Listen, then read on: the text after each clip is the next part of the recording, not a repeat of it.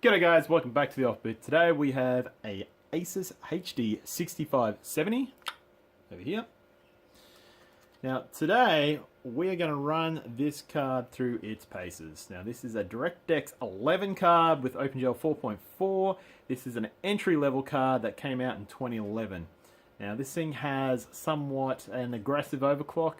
We're going to find out, can it run today's games at a decent speed on a older computer?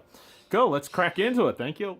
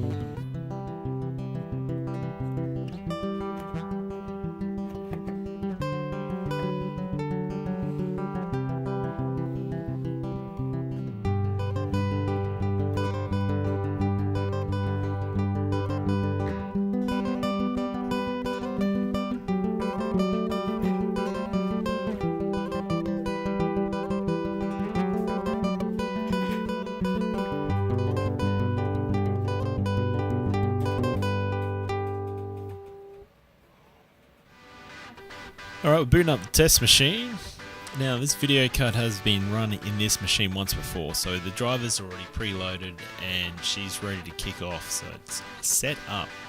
Now I just want to stipulate that we have overclocked this HD6570.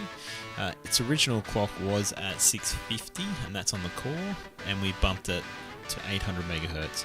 The memory, it started at 600 megahertz and we bumped that up to 900. Now we're just going to crack in, try a couple of different things. As to usual, we're going to run a Furmark bench and just see what we get. Well, we scored 428 with 8 frames a second. Now that Furmark has shown that this card has done quite well with its overclock, so it's stable. So if you want to overclock these cards, they are quite overclockable.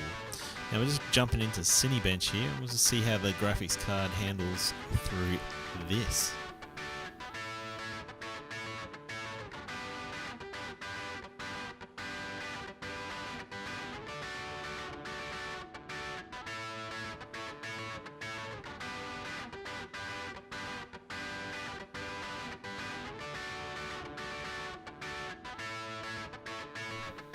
Okay, Cinebench has scored this graphics card a 41.51 frames per second, which is 8 frames shy of the GTX 570, but I think we need to run this in a real world test, so let's hit some games.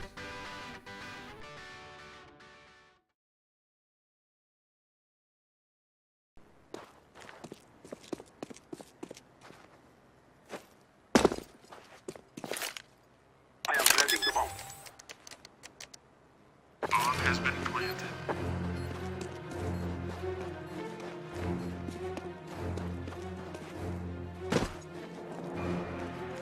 Counter-Strike Global Offense running at 1080p with high settings gave us maximum frame rates at 68 frames, minimums at 53, average at 60. The game ran perfectly smooth, and I would use this easily every day to play in a competitive game scenario.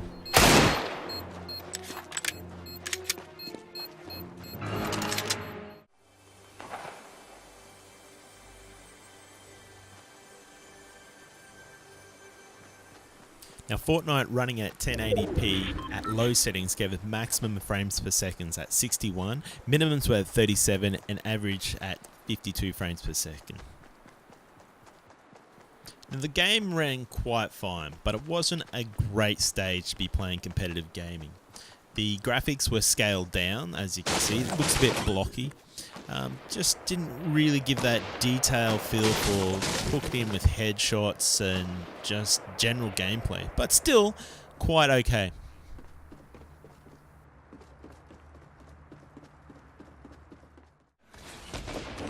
Clearing the area. Overwatch running at 1080p with low settings gave us maximum at 39 frames per second.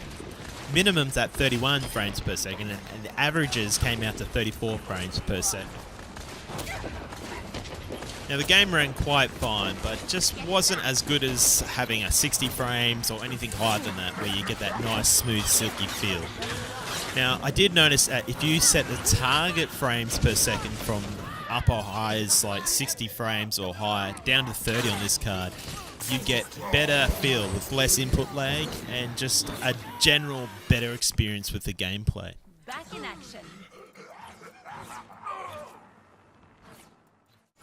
Watch and learn, kiddo. Heroes of the Storm. We're running at 1080p as well as like all the other benchmarks we've done today, with medium settings, and maximum frames came in at 53 frames per second. Minimums popped in at 14 frames per second, and the average frames we got were 33 frames per second. Now the game did experience some dips with lots of things happening, but generally it played quite fine. The lower frame rate didn't really end up happening to bother you, just because it's just not a critical thing in these type of games. So this card, the HD6570, quite fine to run Heroes of the Storm. Now reflecting on how the HD6570 performed today with these benchmarks, the card went a lot better than what I thought it would do.